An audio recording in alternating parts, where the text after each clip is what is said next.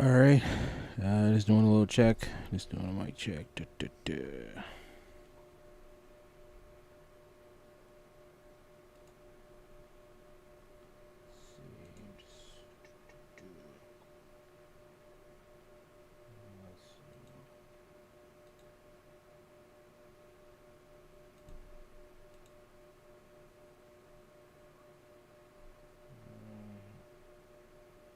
Okay.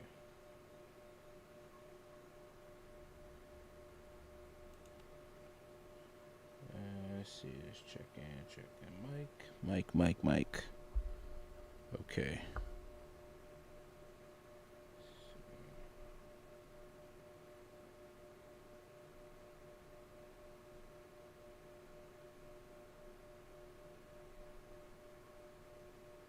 All right.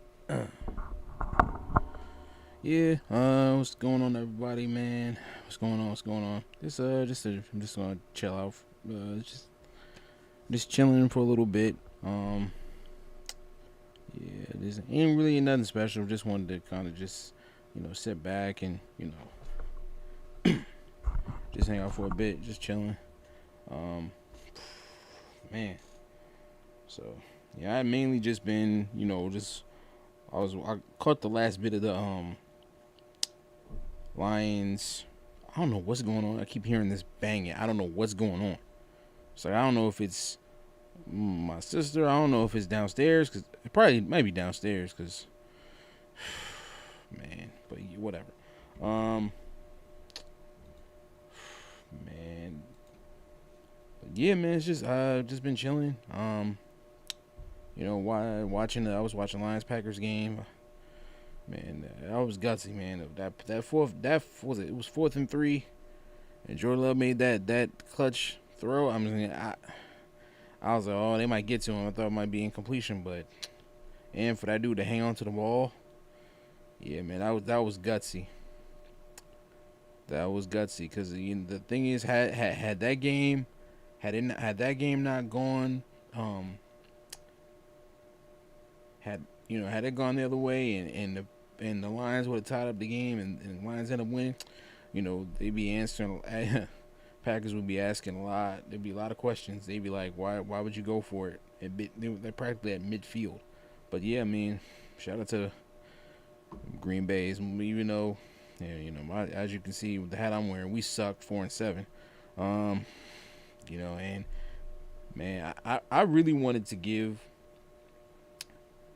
JJ McCarthy grace, and I've been really trying to, but the problem that I have, and I think, and to be honest, I'm gonna be fair to McCarthy, but because he is, first, he's pretty much a rookie. He's pretty much a baby, and him going down with the meniscus, so I think that hurt his development. He wasn't able to work on his mechanics, you know, his rookie year, because he was rehabbing. But look, it really made. See, I've already had issues with Kevin O'Connell, the head coach, with his play calling. That has been you ask any Vikings fan worth anything. We've literally been complaining about his play calling, and for um for him to continuing to, it's like you want to keep running the play. That's the thing is, man, it just really seems like he doesn't want to,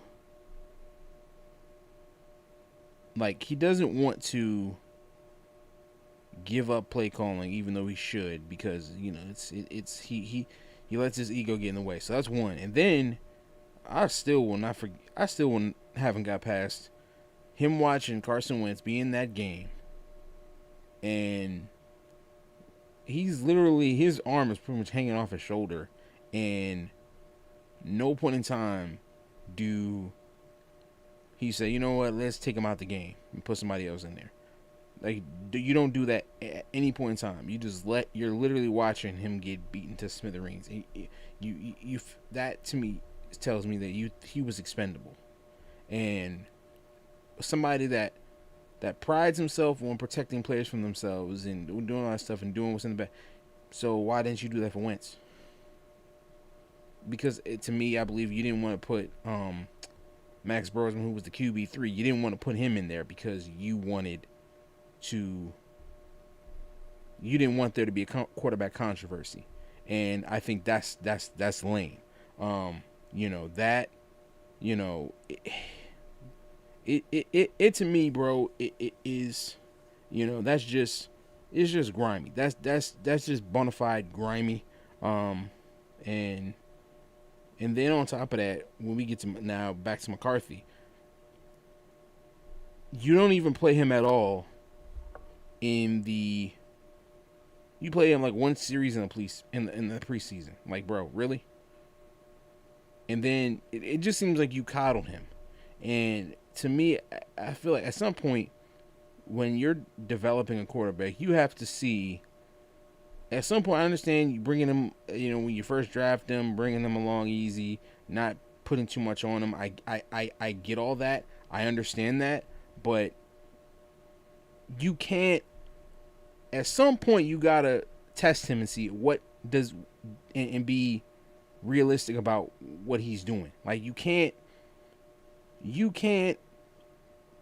just coddle him, because eventually he's gonna go up against teams that can rattle you, and then on top of that, it's like you see him in practice, you don't see that his mechanics are off. Like, you don't see that he's you don't see that he, like, I'm watching his mechanics, I'm like, why is his right back foot keeps coming up, which you're not supposed to do, and it keeps coming off, and it's like, bro, what are we doing? Like, for real. So yeah, I don't know. Okay, hold on a second. Why is my thing keeps like, keeps like lagging for some reason. But anyway, so yeah, I mean, this season's been an absolute wash. But you know what? If at this point you put Brosmer in there, and see what you have, he can't be any worse. Like, he cannot be any worse of a quarterback than the way JJ's playing. I'm like, now, am I of the mindset of cutting JJ after the season? No. I mean, I think you might have to do the Bryce Young treatment. He might have to sit, let him work on his, because to be honest, until first things first, I'm not putting him back in there until he gets a hold on this mechanics. Like, once he handles that, and then you gotta test him. Like, you have to know that, because right now, it's not only his mechanics are off. Like, his confidence is shot. Like, that I watched the little bit of that I watched that Green Bay game, man. He was a deer in the headlights. Like, he was just mentally checked out. Like, he did not look like he was, I don't know. I just, like, he was just mentally checked out. But yeah, let me see something. Hold on. I don't know if it's my video. Let me try this. But yeah, he was just like, I don't know. It is what it is. But yeah, it's been a tough year. And I obviously the year has not gone the way I hoped it would go, but at the same time, he's obviously JJ McCarthy's the glaring, you would say, a glaring issue. But I mean, the guys we signed in free agency, I mean, only maybe, I would say maybe, Jordan Mason, we traded for him, but he's been okay. But Jonathan Allen and Javon Hargrave have been no-shows. I think Javon Hargrave had like one good game this season. And then I'm done with T.J. Hockenson, man. Like, I mean, I don't know what happened to him. Talk about a fall from grace. But you know what? Maybe we should have known something when he was with Detroit and they traded him away for Sam Laporta. because they went and drafted Leah Laporta. But yeah, yeah, I think that now I'm gonna say this. Now I said what I said about the head coach, but as far as the GM Kwesi, that man, bro.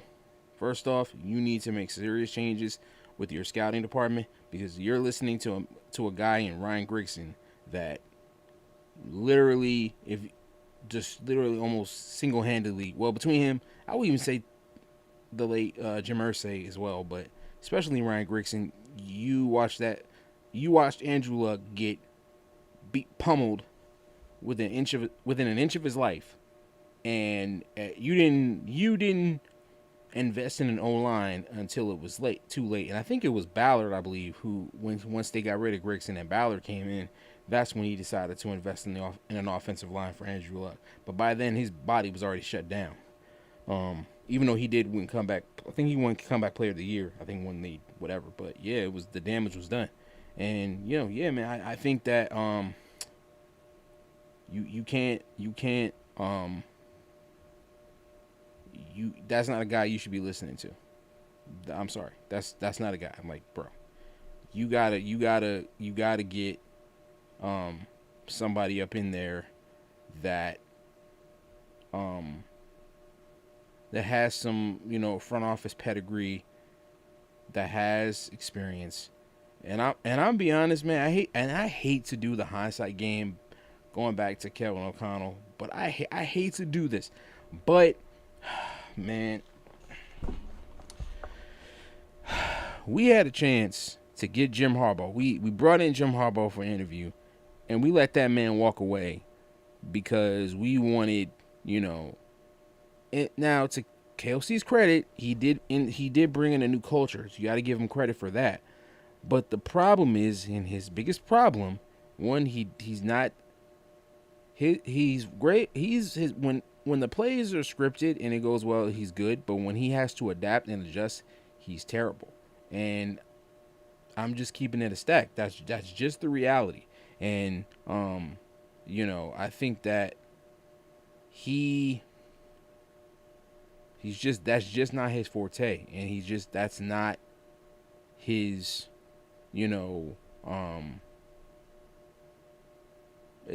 that's not his game. That's not what his ability is. And I think that, I'm just being real.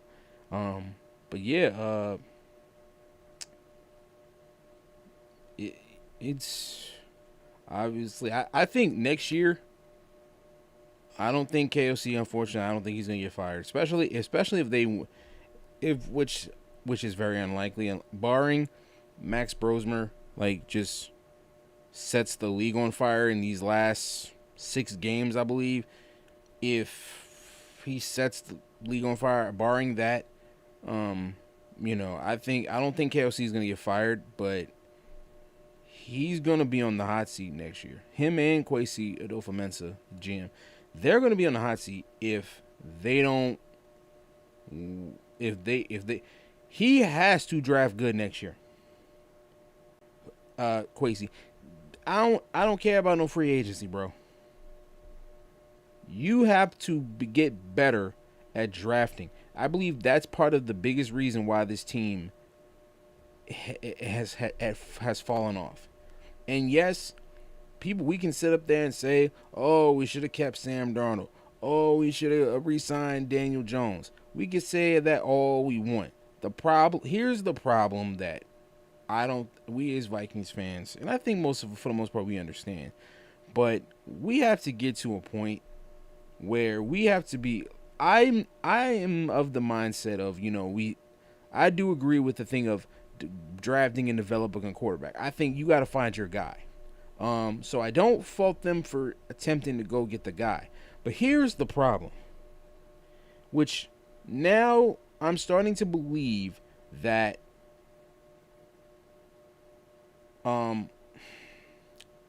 that supposedly we wanted Drake May, the Vikings front office coach, GM, that they wanted Drake May. If that's the case, If you believe that he is the guy, then you trade up for him. You do what you got to do to get that pick. But or you draft the best player available. You don't settle. And I think it now seems like that the Vikings settled. Like they just kind of made a concession. You know, they said, "Hey, let's just get the next." No. If you believe that he's the guy, then you draft him. And it really looks like to me, it's like they settled, and but we'll see what happens. I think who do we play? Seattle. So it's gonna be against Sam Darnold, possible revenge game for Sam Darnold. But yeah, I think that yeah.